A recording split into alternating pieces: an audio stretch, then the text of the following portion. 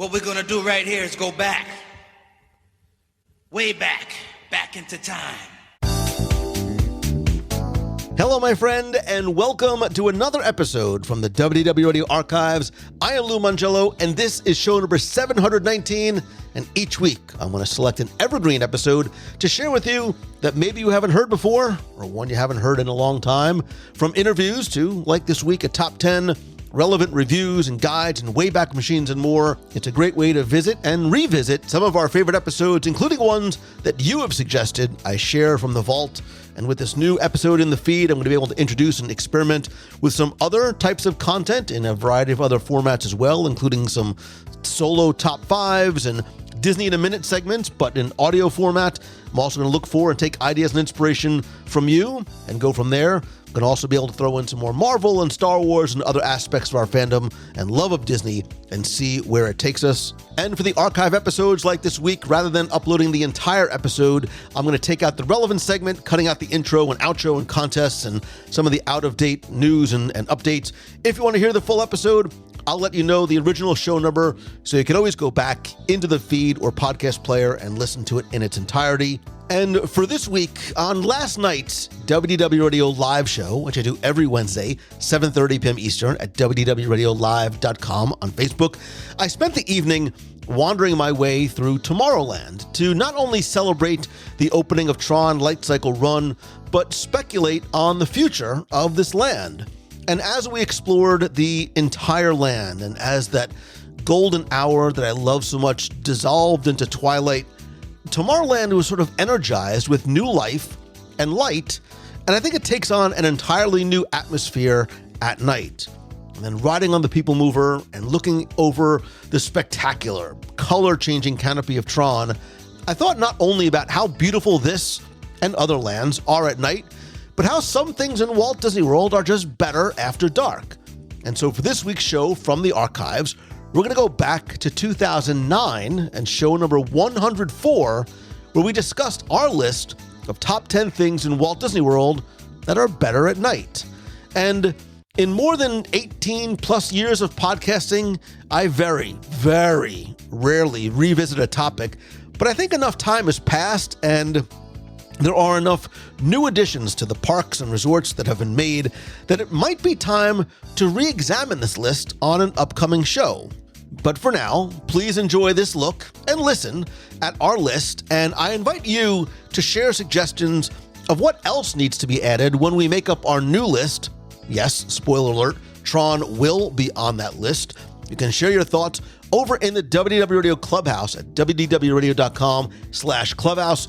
Be part of the community and conversation, or you can call the voicemail. I'll play it on the air at 407-900-9391. That's 407-900-WDW1, and I'll share your story, your suggestion, and your voicemail on the show.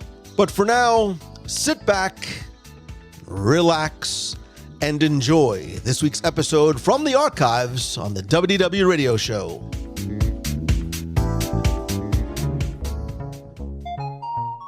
For this week's Top 10 segment, we wanted to look at Walt Disney World in a whole new light, or lack of it, as the case may be, as we want to examine things in Walt Disney World that are simply better at night. Because we talk about how many attractions and even locations are completely different experiences at night as opposed to the daytime, and there are some that rise to the level of even being better after the sun goes down. So joining me this week is a man who some might say looks better at night than he does during the day. My man, Mr. Celebrations Magazine, Tim Bananas Foster. Well, I gave you 2 minutes before you pulled out the I look better at night bit. That was really good. Bananas, the dessert. I get it. I wasn't even thinking about food, but I was thinking, I'm kind of like Chris Berman with the Fosters. I think you broke a record for food, getting it into the conversation. But notice who I did not bring up. Yes, I did notice that. Although you kind of just did there, didn't you? I will say I will not speak the name of Samantha Brown. So okay, good. All right, so before we get into our list and the many honorable mentions that are to follow, we agreed right off the bat, even though we don't know what's on each other's list, we agreed right off the bat that we were going to automatically eliminate 2 attractions because we've discussed these at length in the past. And the first is the Jungle Cruise, because we all agree it's very, very different at night and arguably better, depending on how you look at it, pardon the pun, and your skipper, of course. And the Haunted Mansion, and not the attraction itself, obviously, because that does not change really at night. But the approach, the exterior, and the queue are just, to use a Fosterism, they're downright spooky at night. They are. Yeah, those are instant Hall of Fame classics. Yeah, and I think... And we mentioned them quite a few times as being better in the dark anyway, so... True. And we get invariably, emails. I'm sure there will be overlap on our lists. So I'm going to go first to try and avoid any overlap. And the first one on my list is somewhat general, but it's World Showcase. Because all right, wait a minute. Boy, I got to cross that one off my list. Thanks a lot. Go ahead. You got it in. Well, look, for me, and I think many other people, wandering, or in my case, grazing, as I might call it, at the promenade at night is simply wonderful. With the pavilions illuminated and dinner time is approaching, which also means dessert is approaching. Obviously, illuminations, the background music, Spaceship Earth, and some of the other pavilions lit up in the distance. I just think World Showcase is spectacular. And over the past maybe 5-10 years ago or so, I've really gained a greater appreciation for just spending what can be hours wandering the promenade at night. Well, I'm going to cheat and kind of hang on to yours for a little bit before I get to mine. I will agree with you. Illuminations is much better at night. That was a good call. And I'm going to tell you, you didn't say it, but if you were, I was going to mention that the funnel cakes actually are the same as they are during the daytime. Listen, I will tell you something. Certain items, like funnel cakes and turkey legs and hamburgers, I know they're the same they taste different depending on where... the turkey legs in Frontierland are better than the turkey legs on Future World East. I don't know why. They just taste better there. Much like the funnel cakes taste better in Adventureland. Well, I guess you could eat it in Adventureland, but they taste better coming from Sleepy Hollow Refreshments in Liberty Square. Slightly better than what you get on the Promenade and World Showcase. Now, this goes into the "if you say so, Lou" categories. And here come the emails. What are you talking about? It's so much better on World Showcase.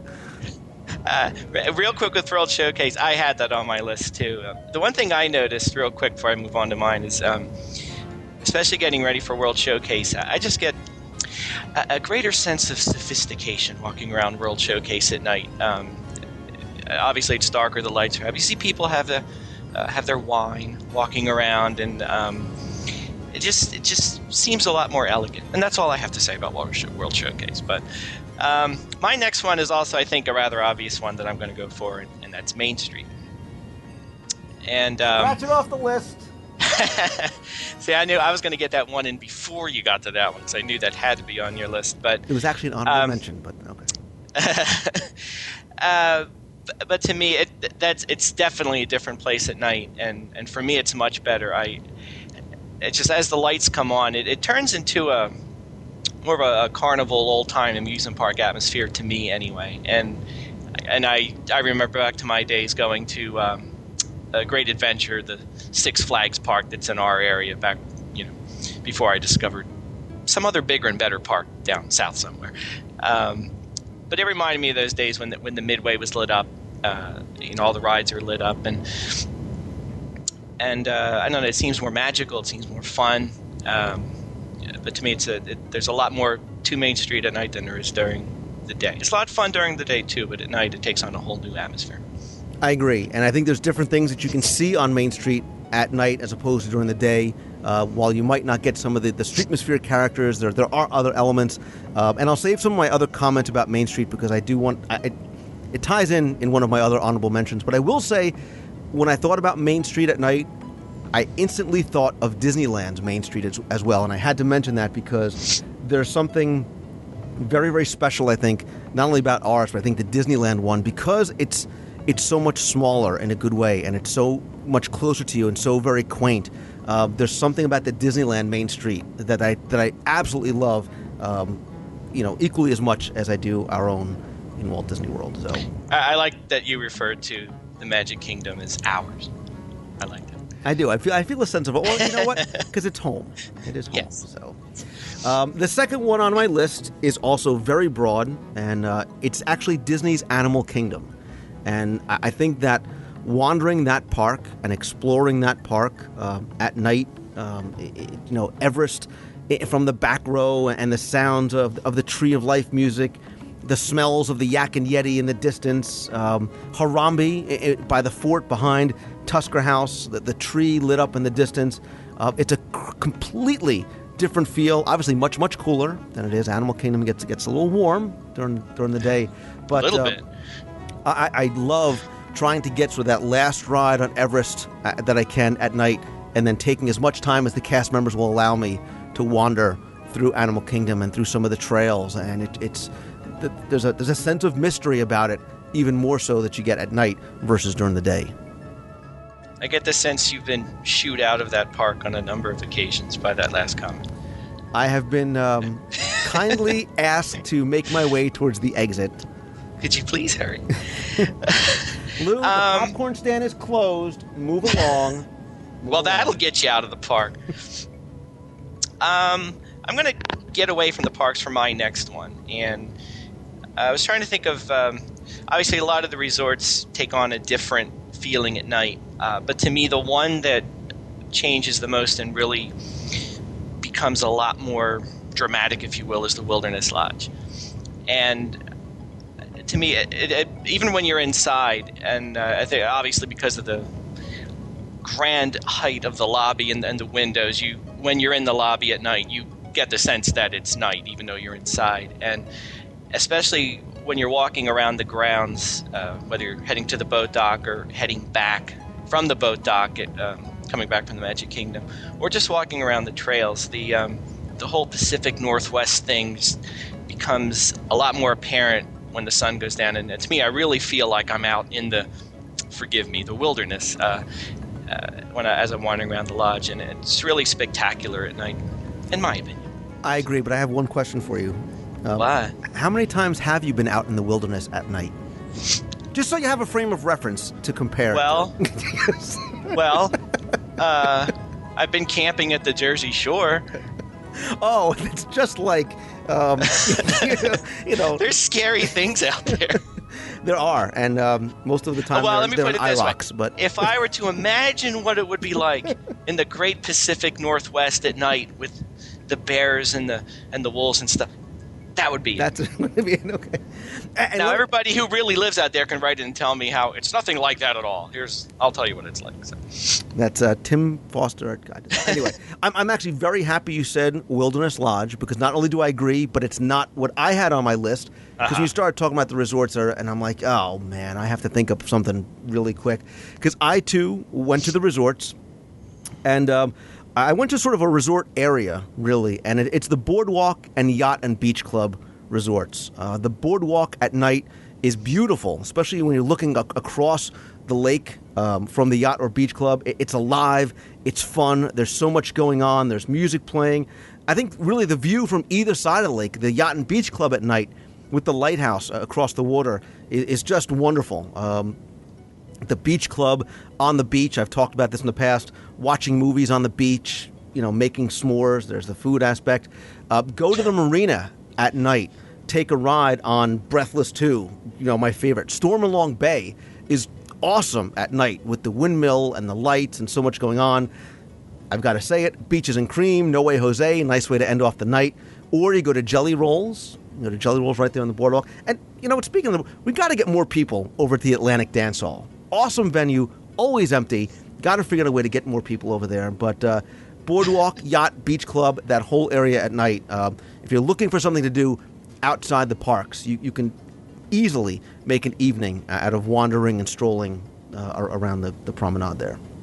So let me ask you, when I'm coming back to the Yacht Club from Illuminations, and I'm going by Stormalong Bay, you're the dad that I see shivering in your bathing suit, dripping, running across to get up on the slide when it's like 10:30 at night. That's you, right? No, that's not me. If you look past Stormalong Bay into the arcade or into Beaches and Cream, that's the guy. I'm that guy in there. Oh, of course, you're at Beaches and Creek. Right.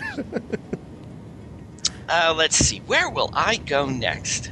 You know what? I have a very unusual one on my list, and I'm going to get it out of the way. And I know usually you're the guy who goes, now, stay with me, folks. But it's my turn to say, stay with me, folks, on this one. My next one is actually the bus / the monorail / the launch boat.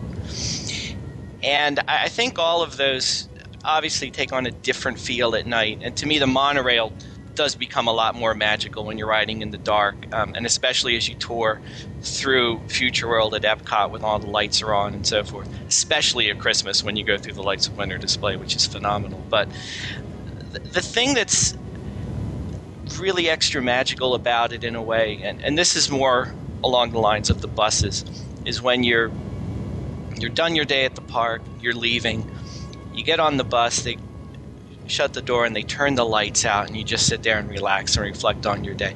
Now, I will grant you, this works when you're staying at, like, we'll say the Yacht Club or the Swan, when you leave the Magic Kingdom and there's your bus waiting for you. I understand this really isn't a magical experience when you're staying at the All-Stars and you've got 5 loads of buses of people waiting to get on you and everyone's grumpy. I understand it really isn't that magical at that time. But just the whole idea of leaving the park at the end of the day, it's nighttime, you get to relax, the lights are out. Something very mystical and magical about that to me. I told you to stay with me. I was with you. You had me at monorail. You lost me a little bit on the bus. Next time you go down, I'm going to give you a double stroller and, a very young... There's a lot of caveats in there. You have to be alone or with, a loved one. You have to have timed it right, so the bus pulled up right when you got there. There's only 5 other people on the bus. And I know I knocked out about 95% of the listeners right there with that. And it's going to stop at your resort first, right in front of your room. But I will tell you that on my honorable mention list, which is now getting shorter and shorter, thankfully, I absolutely had first and foremost, and almost made it onto my list, were the watercraft, specifically from the Magic Kingdom to the Grand Floridian, the Polynesian, and Wilderness Lodge at night. You want to, it's an add-on experience. It is. It's so beautiful getting on the waterways. And if you time it just right, you can also catch the electrical water pageant on your way back. Very, very different vantage point that you would get it from anywhere else, seeing it right there on the water. And especially like if you're staying at the Polynesian, you stop at the Grand Floridian first, you get a really nice boat ride, or when you head over to Wilderness Lodge at night, it's absolutely beautiful. I love it. I love it.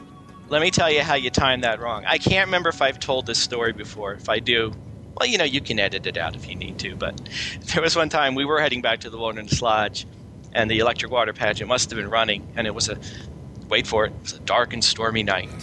Not really stormy, but it was cloudy, and I think it was lightly raining or something. For some reason, I think because of the water pageant, we had to detour all the way around the Discovery Island out there, and it is dark back there. Obviously, there's no lights, and we must have been going around for 10-15 minutes going around, and that qualified. Hey, when Halloween rolls around again, I qualified as one of my scariest moments ever, but. But it was different. It was very different. So, and that's the thing. Even if you've done it before, you never know. You're going to get a different experience, and that's the whole point of the list. You're going to get a different experience at night doing some of these things than you will during the day. You might not be quaking in your boots much like Tim was, but you will get a different experience. I was scared. So it's, our lists are sort of paralleling each other in that our third one was a resort. Our fourth one is a come on, people, work with me here, because that's exactly what I was going to say for my fourth one. And if you would have said this, that would have been a little creepy. Weird? A little creepy. But my fourth one, and please feel free to send your short jokes to lou@wdwradio.com, is the Ewok Village by Star Tours. This is so easy. Go ahead. I left it open for you. I was giving it to you. That was a softball. I'll let you go. It's lit up so well. You can hear the Ewoks and the music in the distance, and if you sort of go underneath by where the Fast Pass machines, there's sound playing, and you've got the AT-AT Walker in the distance. Again, the Studios too is great at night, but you got Tatooine traders behind it, all lit up, with that whole sort of episode 4 feel to it. Love it. I love the Ewok Village. And again, the attraction itself has nothing to do with this. It's just sort of wandering past, the village. Wow. Ewoks weren't in episode 4. But the building like Tatooine was in episode 4. I know. Hey, am I on my last one? You are. And that's why this is not going to be a 55-minute segment of top 20s. Oh, nutsy, because I have 4 and I love them all. Which way am I going to go here? Just do what Lou does, the honorable mention thing. It's such an easy out. Well, I'm going to pick this one. This is actually a very fond memory of mine. You kind of touched on it a little bit when we were talking about World Showcase, but I'm going to the other side of the park, and I'm going to talk about Future World.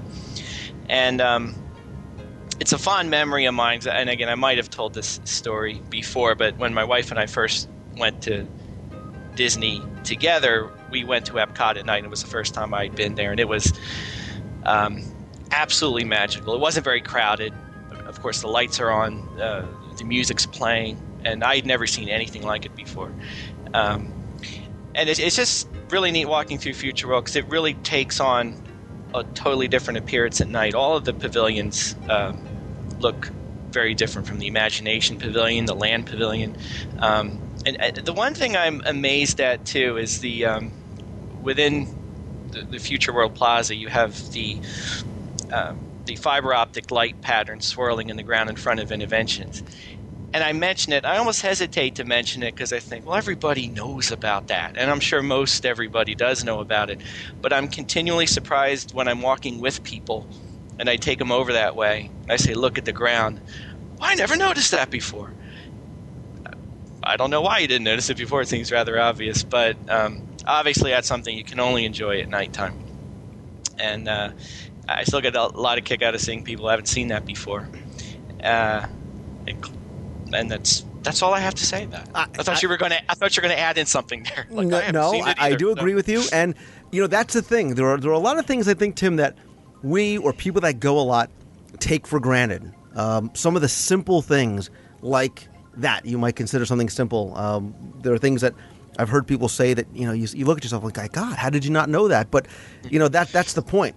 There's so much more that we need to help introduce people to and make them realize that are there. And it's a simple thing like the lights in the ground that so many of us find so cool. A little bit of added magic on the way out. So and add there, it's kind of nice too as it gets towards Illuminations time. Assuming the parks aren't that crowded to begin with, it's really nice walk around Future World because everybody else is back in World Showcase watching, and you can just wander through and enjoy the ambiance. What I will say is that as I'm approaching the last one on my list, I'm a little surprised, Tim. I'm a little surprised. That I didn't say one? No, you didn't say there were no attractions, no specific attractions on this list. However, I have 2 on my list, but I'm going to put a stop to that right here, right now. Better be one of the 2 I had.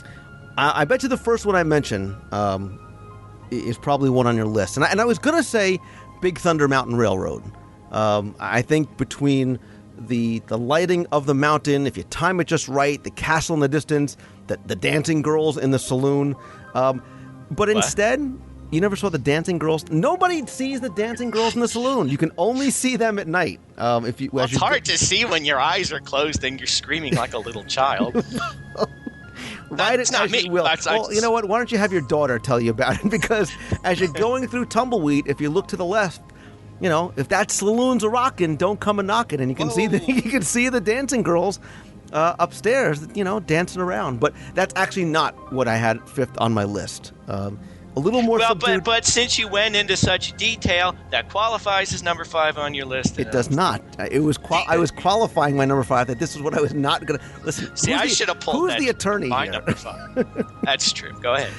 I'm gonna go with an attraction that's a little bit more your speed and arguably one of my 2 favorites in all of Walt Disney World, and that is the Wedway Peoplemover / Kids, the Tomorrowland Transit Authority. That was on my list. Paging Mr. Morrow, Mr. Tom Morrow.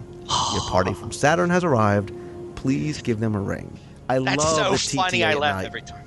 I love the TTA. That ride never, ever, ever gets old for me. And the only attraction I make sure that I do every time I go to Disney. Tomorrowland Transit Authority Metroliner nonstop, now departing Rocket Tower Plaza Station for a round-trip Super Skyway tour. Welcome aboard, TTA travelers. We hope you enjoy Tomorrowland Transit Authority's Super Skyway. Except for the times you're going in the next few months, I guess, right? I will find a way. I will ride the speed ramp up and down if I have to. No, I had that. I had the whole of Tomorrowland on my list, and that in particular. So Swiss Family Treehouse. That's my honorable mention. So. Okay. Well, listen, Tim. If you're going to have an honorable mention, that wasn't really my honorable mention though, because. I will follow along, because when you were talking about Main Street, I thought about some of the other lands in the Magic Kingdom, and I think each one, there's something special about it at night. But I think particularly the west side of the Magic Kingdom, Main Street, that transition to Adventureland with the torches, even Frontierland, all have a very, very different feel to it, especially closer to the end of the night when there's not a lot of people there. I think Adventureland's a little more foreboding. The facades of Frontierland are very, very well lit, beautiful at night. Swiss Family Treehouse absolutely could have been in the top 10 list, because that's a very different experience at night. Which I think we've talked about. I'm throwing in there honorable mention. I think this is another obvious one that we didn't throw in there, and I thought you were going to get to it when we were talking about Main Street, and that's Cinderella Castle itself. Very good. And I mean, spectacular during the day, obviously, but stunningly, I'm going to say breathtaking again. Where's the thesaurus when I need it? But amazing at night. I swear there are colors I see that I don't think I'd ever seen before in my life as it shifts through its greens and purples and blues and oranges. And obviously during the holiday season, when the dream lights come on, that actually will bring a tear to your eye, and it has brought many a tear to my eye. But I think that probably on my list was the granddaddy of them all, and I'm surprised you didn't mention it. Again, I tried to stay away from something that I thought was going to be so obvious. It was just so easy. But what did we say? It might not be as obvious as we think. It might not. And if we didn't say it, the emails like, well, what about the castle, guys? Jeez. I know. Well, honestly, I mean, all the park icons, right. And I actually had them on my list, and it almost made it to my list. The Sorcerer's Hat, and before the hate mail starts coming in for people that don't like it, I think at night when it's lit up, it's warmer, it's more attractive. It's a true, weenie. It's definitely one of Walt's weenies. It beckons you towards the end of Hollywood Boulevard, and I think the lighting and the paint on there is just spectacular. And I gotta just tell you that a bunch of resorts also come to life at night. So I think Port Orleans, Riverside, you got Yeehaw Bob, the pool over at Pop Century, the Polynesian, the pools and the beach with the volcano, that whole area there, and last but not least, food just tastes better at night. Unbelievable. Hey, I forgot to add Wilderness Lodge. My daughter will reprimand me if I don't say this. One of her fondest memories was swimming at night and going down the slide in the dark. One of her all-time favorite Disney moments. And I would be remiss if I did not mention it. And she ate after that, right? Didn't she go get something to eat when she was done? Yeah, she had funnel cakes and spinach pie, Lou. Well, as always, Tim, not only was this fun, but I'm sure there are things that people are screaming in their cars or at their iPods or in their cubicles at saying, how did you idiots leave off blank? So, as always, I invite you to send hate mail to Tim or call in things that we left off the list, maybe into the voicemail. Add your own to the top 10 things that are just better in Walt Disney World at night. So I'm sure there are things that we left off, things that might have been on your list. So I invite you to call yours in to the voicemail, toll-free, 888-703-2171. Also, you can also go and post them over in the forums at DisneyWorldTrivia.com. And Tim, this always is a blast. But before I let you go, I'm going to put you on the spot. I'm going to back over that bus at night, right over you. Wait, I wasn't. This isn't on my script. Yeah, I know it's not. Ahead. But do you think we can give everybody, a little hint about Celebrations Magazine issue 3? Can we? I think we can a little. You commit to a date, I will climb through this phone and strangle you. But they will be in your mailboxes on. Lou will be mailing them on. Now, hey, it's shaping up to be real fun. Here, well, here's what we got. We have, in light of the news of Space Mountain going down for quite a lengthy time and taking the TTA with it, gosh darn it. And my coincidentally finding out that this year is the 40th anniversary of our landing on the moon. We're going to take a look to the future. So the next issue Celebrations is going to have a Tomorrowland theme to it. We're going to look at some history, some behind scenes, some attractions, that sort of thing. We're also going to have an article on the Don't Imagineers. Don't give it all away? Don't give it all away. See, well, all right, that's enough then. There you go. See, you dropped that Imagineers, so now they're wondering. Well, more magic from Lou Mangello. Let's leave it at that. Was I supposed to write something for this one? Yeah, no, I'm still waiting for it. Now, since I started, can I give away that piece? Or Go ahead, give it away. Keep it a secret. No, we have a piece on Imagineers tributes to long-lost but not forgotten attractions that you'll find throughout the parks. And I actually enjoyed reading that very much, I must say. Why do you say that with surprise? Like, wow, I actually enjoyed reading that. As if you expected it to be painful otherwise. When 1 out of 10 of yours makes it in the magazine, I'm surprised 1 to 1. No, I'm kidding, of course. No, that was a lot of fun, especially with the pictures, looking at all these things. I think everyone will get a kick out of that one. Awesome. And there's more, but you're going to have to wait. Lots more to come. You're going to have to wait not too much longer. Not too long. It's almost long. It is well underway. And Tim, I know you are doing a beautiful job on the layout and artwork once again. I will omit the easy Lou teaching you Photoshop joke here. But don't forget to see more of Tim's beautiful work. Head on over to guidetothemagic.com. There he's got Guide to the Magic for Kids and like 6 other books in the pipeline. And always fun doing these somewhat unique and creative top 10 lists. Yeah. And you know what, folks? If you guys have an idea for a top 10 you want us to cover, email me. Please email us and let us know. So thanks again, buddy. Thanks.